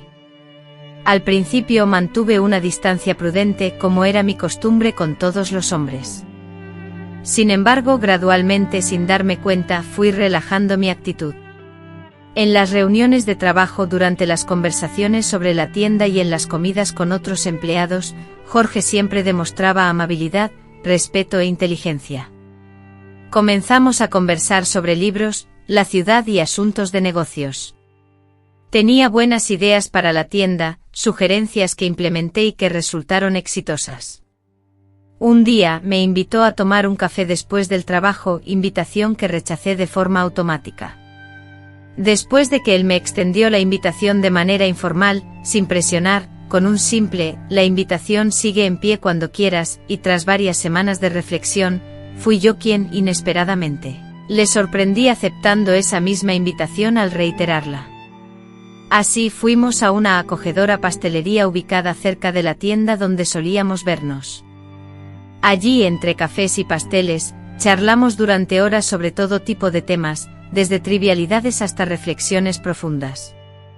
Por primera vez en muchos años me sentí genuinamente normal, como cualquier joven disfrutando de una cita inocente sin las sombras del miedo, la paranoia y los fantasmas del pasado acechándome. Nuestra relación se desarrolló gradualmente al ritmo que yo podía tolerar, porque Jorge, con su paciencia y comprensión, después de años de soportar abusos, tras la huida desesperada y el miedo constante que me perseguía, mi obsesión por encontrar a Dirceu se hizo palpable. Lloré sin consuelo, hasta que sentí que mi alma se fragmentaba por dentro.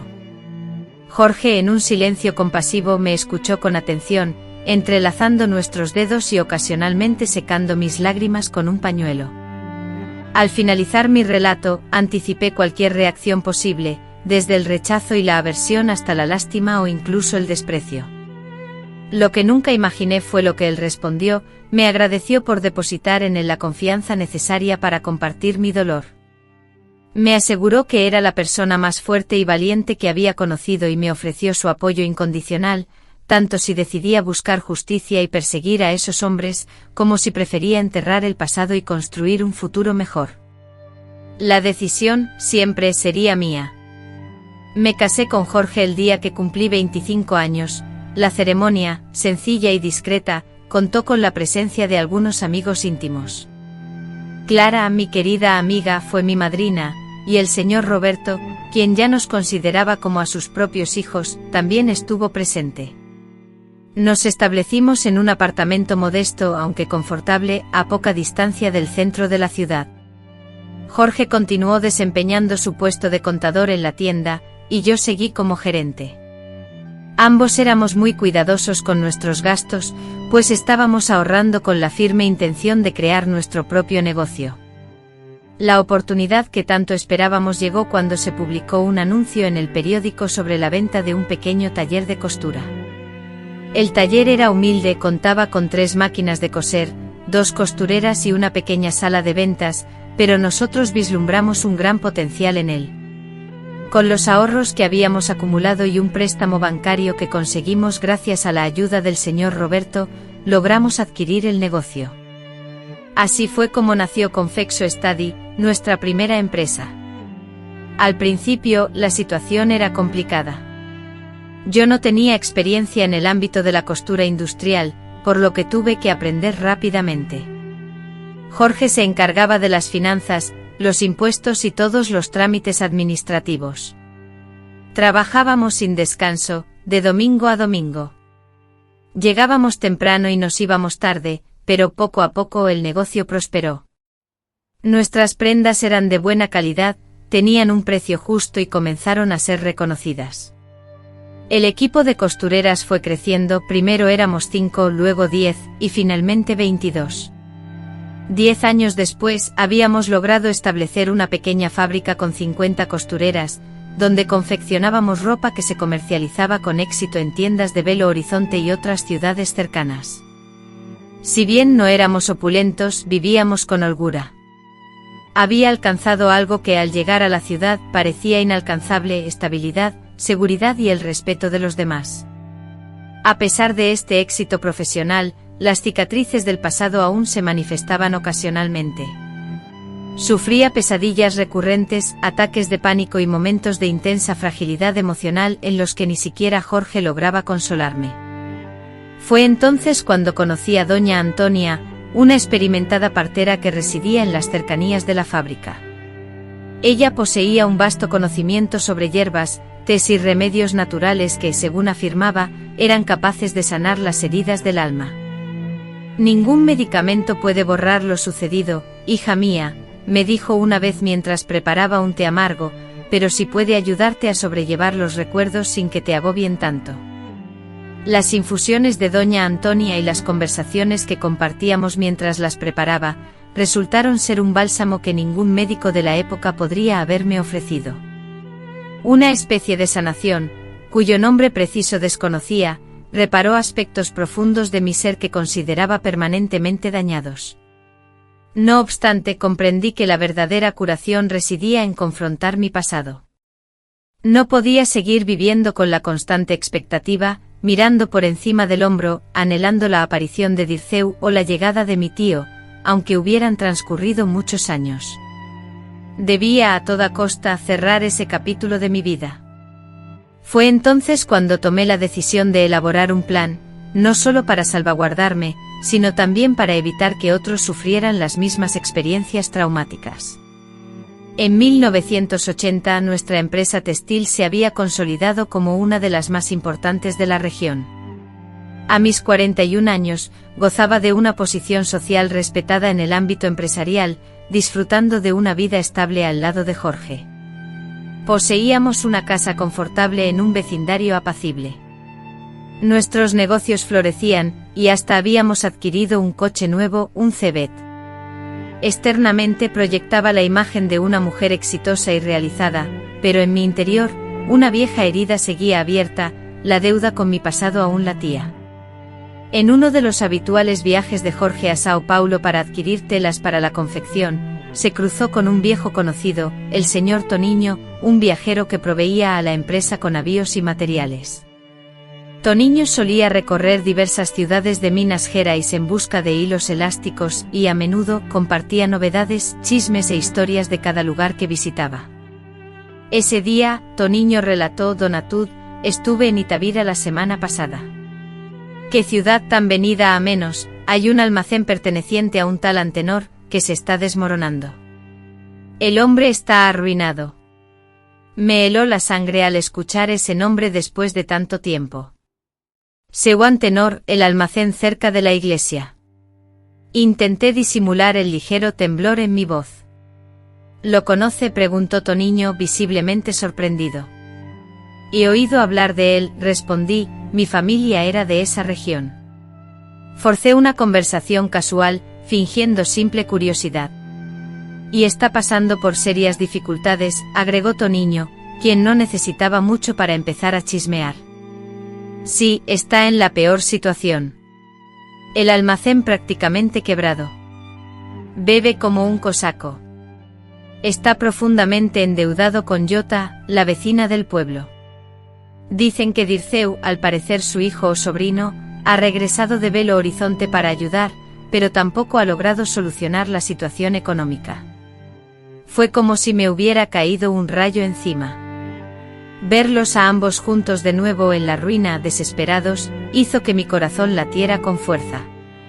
Años de terapia con la señora Antonia me habían ayudado a superar el trauma, pero escuchar esos nombres reactivó algo que había estado dormido en mi interior, una vieja rabia, un deseo de justicia, o tal vez venganza, que nunca se había extinguido del todo. Después de la marcha de Toniño, mis pensamientos se centraban constantemente en Itabira, en el almacén y en ellos. Cuando Jorge volvió de su viaje, notó de inmediato que algo no iba bien. ¿Qué te ocurre? Tú pareces distante. Le conté lo que había descubierto, el torbellino de emociones que había resurgido en mi interior. Me escuchó atentamente, como siempre. ¿Y qué vas a hacer con esa información?, me preguntó. Esa es la pregunta crucial. No, una parte de mí anhelaba olvidar, borrar el pasado de mi memoria por completo. Ya había logrado construir una vida satisfactoria y estable, ¿por qué ahora desenterrar esa herida dolorosa? Sin embargo, otra parte de mí, esa voz que resonaba con fuerza cuando despertaba aterrorizada en la oscuridad de la noche, exigía venganza. Deseaba que los responsables sufrieran, que experimentaran en carne propia aunque fuera una fracción del sufrimiento que me infligieron.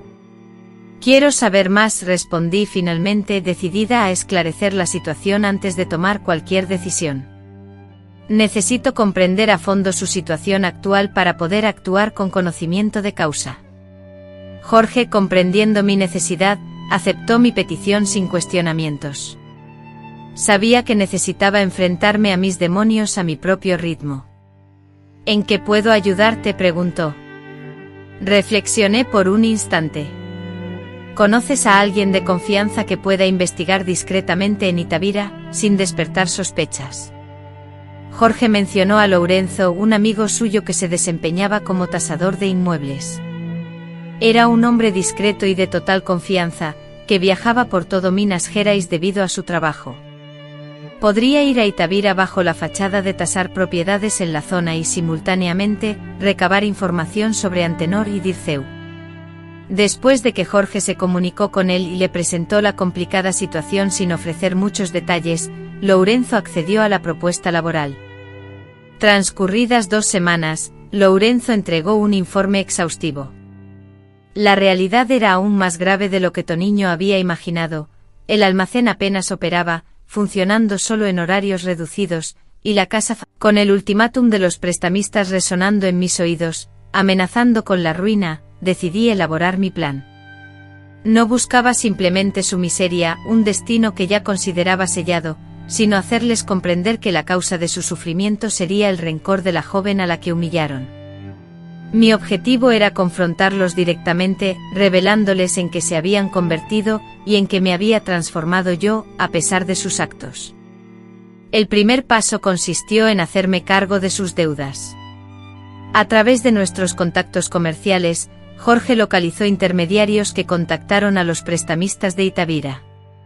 Les ofrecieron el pago total de la deuda, acompañado de una generosa gratificación. Ante la perspectiva de recuperar un dinero que consideraban irrecuperable, los prestamistas aceptaron de inmediato y legalmente. De esta forma, yo me convertí en la nueva propietaria de las deudas del tío Antenor y Dirceu. Por lo tanto, legalmente me correspondían tanto el almacén como la casa, las únicas posesiones que tenían. Sin embargo, no deseaba que descubrieran que yo estaba detrás de todo, al menos no por el momento. Así que fundé una empresa falsa, llamada Investimentos Horizonte, con sede en Belo Horizonte, aunque en realidad solo usaba un apartado postal. Después envié a Paulo, un abogado en quien confiaba plenamente, como representante de la empresa. Su tarea era presentar una oferta que pareciera benévola.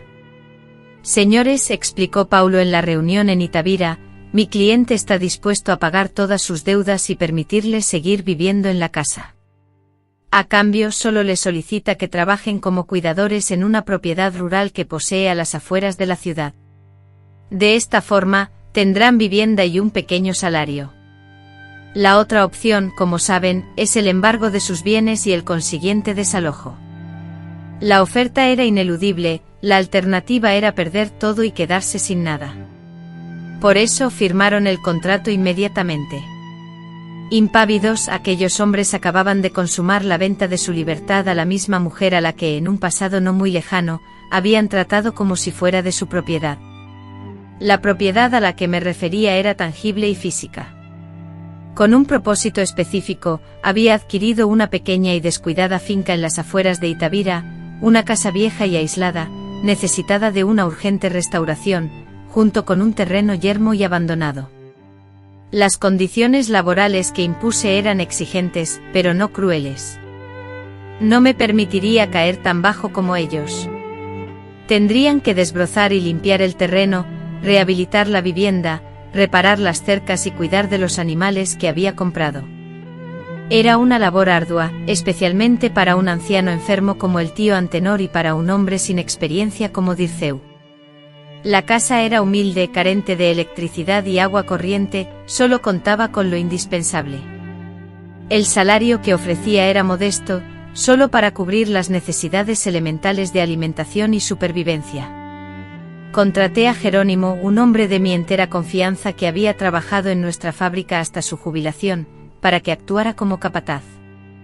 Se trasladó a una vivienda situada en las inmediaciones de la finca, haciéndose pasar por el encargado de la propiedad.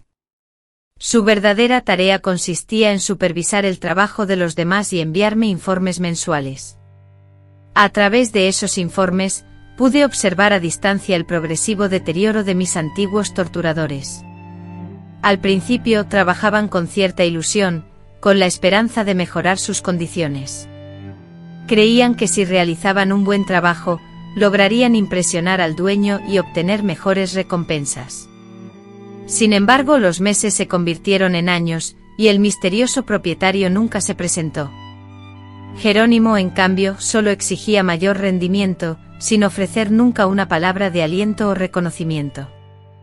El tío Antenor, ya debilitado cuando todo comenzó, empeoró con el tiempo. La cirrosis avanzaba, y las duras tareas agrícolas exacerbaban su enfermedad. Las precarias condiciones de la vivienda tampoco ayudaban. Dirceu se vio obligado a asumir cada vez más responsabilidades, extenuándose en un trabajo que comenzaba al alba y terminaba al anochecer, para poder administrar todo solo. La ya tensa relación entre ambos se vino abajo por completo. Los conflictos constantes y las acusaciones recíprocas envenenaron su relación. Los años transcurrieron así, consumiéndose en un trabajo humillante sin ninguna posibilidad de ascender, sin entender realmente cómo se habían hundido en esa miseria.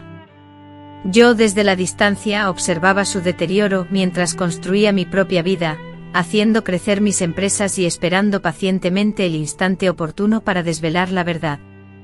En 1990, recibí una llamada telefónica de Jerónimo: Don Atudi, el anciano, está delicado. Parece que esta vez no se recuperará. El médico del pueblo dice que le quedan pocos días. Había llegado el momento esperado. Habían transcurrido 10 años desde que inicié mi plan, 10 años en los que sufrieron cada día las consecuencias de sus actos. Pero la etapa final de mi venganza aún estaba pendiente. Quería que supieran quién era el artífice de su desgracia. Jorge se ofreció a acompañarme, pero decliné su ofrecimiento. Era algo que debía hacer sola. Él, como siempre, comprendió mi decisión. Tomé mi coche y conduje hasta Itabira, una ciudad que no había visitado desde que tenía 16 años. Era una sensación extraña regresar a aquel lugar. La ciudad, aunque había experimentado algunas transformaciones, aún conservaba elementos familiares, la iglesia permanecía en su lugar, al igual que la plaza y las calles empedradas. Sin embargo, la expansión era evidente con nuevas casas, comercios y hasta un banco que antes no existía. Yo, por mi parte, ya no era la niña temerosa de antes, sino una mujer fuerte y segura de sí misma, vestida con elegancia y dueña de su propio destino. Sin dudarlo, me dirigí a la finca donde Jerónimo me esperaba, sabía que estaba en su habitación. Dirceu había ido a la ciudad a buscar medicinas. Tomé una respiración profunda y entré en la casa. El olor a humedad y enfermedad era palpable.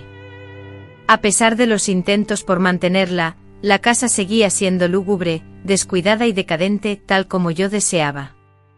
Entré en la habitación donde yacía mi tío Antenor, un anciano frágil, con la piel amarillenta por la enfermedad, demacrado y respirando con dificultad. Apenas reconocía a aquel hombre que en mi niñez había sido tan imponente e intimidante. Me acerqué a la cama, tomé una silla y me senté. Él abrió los ojos confundido, y me miró. ¿Quién eres?, preguntó. No me reconoces, tío Antenor, soy yo, tu sobrina.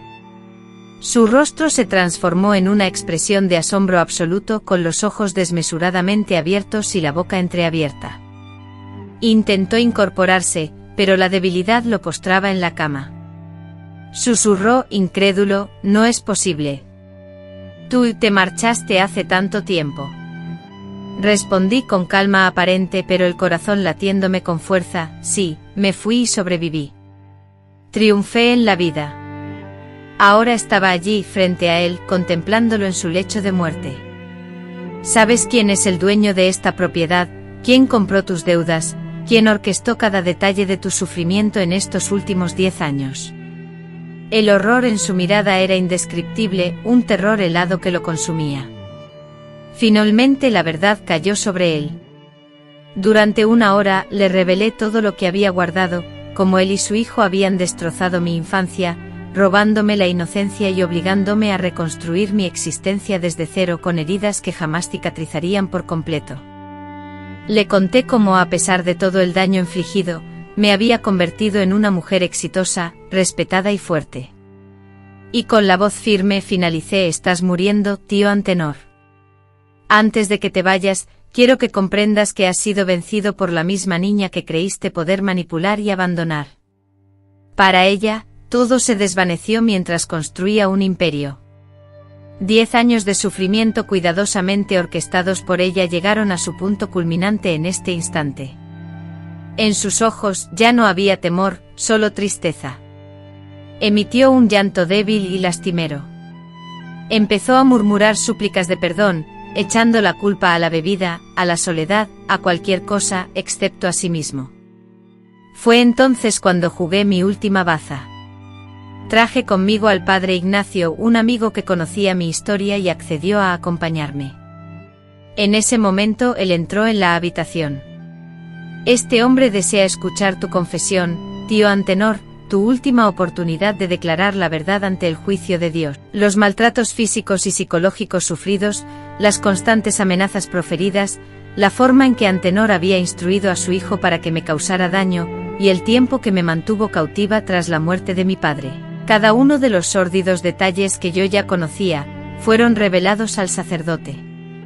Este, después de escuchar toda la confesión, hizo firmar una declaración escrita a Antenor, me entregó una copia para mí, y guardó otra para sus archivos personales, tal y como yo le había solicitado. Ante la pregunta sobre la posibilidad de que esta declaración fuera usada ante la policía, el sacerdote respondió afirmativamente. Posteriormente salí de la habitación y esperé en el salón. 3 días después el tío Antenor falleció solo con sus pecados y un arrepentimiento manifestado tardíamente. Yo no asistí al funeral, mi venganza contra él estaba completa, aunque todavía esperaba que se arrepintiera sinceramente. Cuando Jerónimo regresó y encontró a su padre muerto, sintió alivio. Creyó que al fin libre del anciano que también lo había maltratado, su vida mejoraría. Fue entonces cuando Jerónimo le entregó un sobre.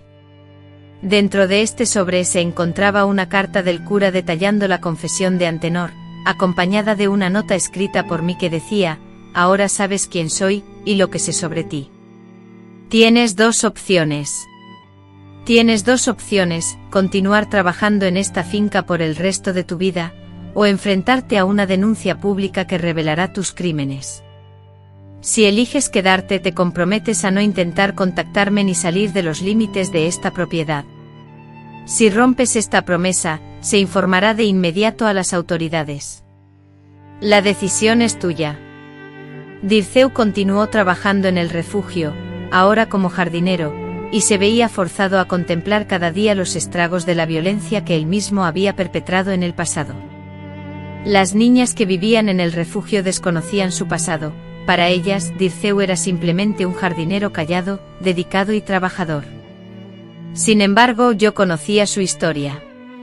Él también era consciente de su pasado, y esa era su penitencia: ayudar a reconstruir las vidas de aquellas a quienes había dañado.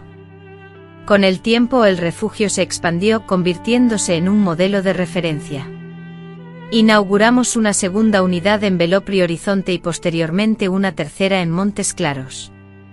Encontré mi propósito: usar mi propia historia, mi dolor convertido en fuerza, para ayudar a otras niñas y mujeres a escapar del ciclo de abuso que yo también había padecido. Dirceu murió en 2010, a los 83 años. Un día simplemente no se presentó a trabajar. Al revisar su habitación, ubicada en la parte posterior de la propiedad, lo encontraron sin vida en su cama, víctima de un ataque. Esa noche, con el corazón destrozado, encontré una carta dirigida a mí. En mis últimas palabras expresé que no merecía perdón, pero anhelaba que encontraran paz. Actualmente la red Asas de Fénix brinda apoyo a cientos de víctimas anualmente, operando en 3 estados. Esta red se sustenta en un equipo excepcional integrado por psicólogas, asistentes sociales, abogadas y profesoras. Muchas de estas profesionales, antiguamente residentes de refugios, decidieron regresar para ofrecer su ayuda a otras mujeres, tras haber reconstruido sus propias vidas. A pesar de todo, logré formar una familia, teniendo 2 hijos con Jorge, gracias al esfuerzo conjunto y la guía de la señora Antonia, con el propósito de sanar heridas del pasado. Este proceso de sanación sigue en curso.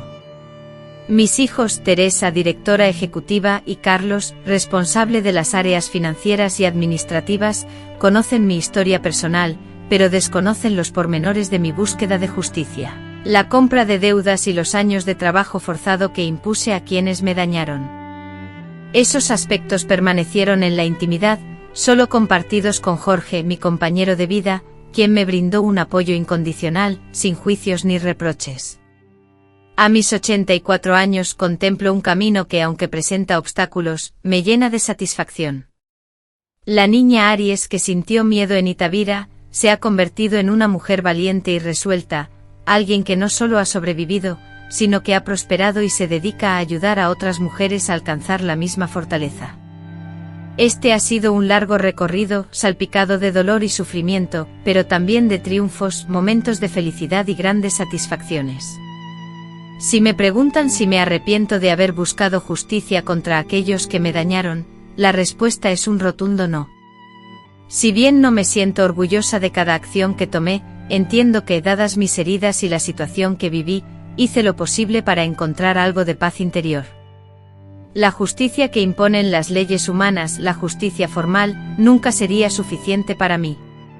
Por eso busqué la justicia que yo misma podía crear, y esa verdadera venganza no consistió en infligir el mismo daño que sufrí, sino en asegurarme de que ese sufrimiento no volviera a repetirse en nadie que dependiera de mí.